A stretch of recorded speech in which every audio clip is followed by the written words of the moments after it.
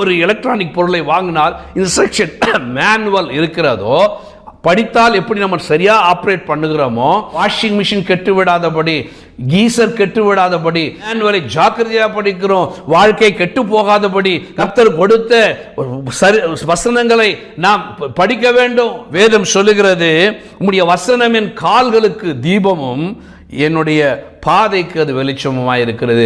சரியான முடிவுகளை எடுக்கிற, சரியான வழிகளில் செல்லுகிற ஒரு நல்ல தேவ பிள்ளையாக நாம் இருப்போம். எப்பொழுது என்றால், வேத வசனத்தை தினமும் படிக்கும் பொழுது பயம் வராதுங்க. பிரச்சனைகள் வரும், பிரச்சனைகளுக்கு முடிவு இல்லை, ஒன்று போனால் ஒன்று வரும், ஆனால் பயம் உண்டாகாது.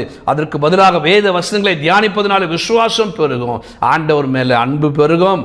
கர்த்தர் சொல்லுகிறார். இயேசு பாருங்க குறுக்கிடுகிறார், மார்த்தாலே மார்த்தாலே, அவரும் சொல்லுகிறார், அவள் பற்பலை வேலைகளை செய்ததுனால என்ன ஆயிடுச்சு, கடைசியில் நீ வேலை ஓடுறதுனால வருத்தம். அவரும் சொல்லுகிறார், ஆண்டவராக இயேசு, நீ அநேக காரியங்களை குறித்து கவலைப்படுகிறார். இது செய்யணும், அது செய்யணும், அதுக்கெல்லாம் கவலை இருக்கிறது.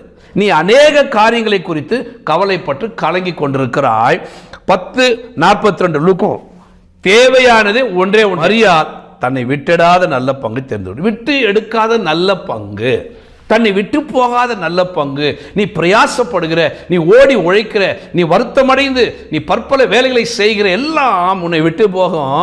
ஆனால் பிரச்சனை நேரத்தில், முடிவெடுக்க வேண்டிய நேரத்தில், இந்த பயங்கரமான உலகத்தில் நீ ஆண்டவருக்குள்ள நிலையாய் ஸ்ட்ராங்கா விசுவாசத்தில் பரிசுத்தத்தில் நிற்கணும்னா, ஆண்டவராகிய வசனம் மாத்திரமே, தேவ பிரசன்னம் மாத்திரமே, ஆண்டவருடைய வசனம் மாத்திரமே உன்னை விட்டு போகாது. நீ பிரச்சனையில இருக்கும்போது கூட, ஹல்லேலூயா, யோபு பயங்கரமான பிரச்சனை எல்லாம் விட்டு போச்சு, சொத்துக்கள் விட்டு போச்சு, குடும்பத்தில் எல்லாரும் விட்டு போனார்கள், பிள்ளைகள் விட்டு போனார்கள், தனிமையாய் மிகுந்திருந்தார். ஒன்னே அவரை விட்டு போகவில்லை, கர்த்தர் அவனோடு கூட இருந்தார். ஹல்லேலூயா, என்னோடு இருக்கிறீங்க ஆண்டவரே.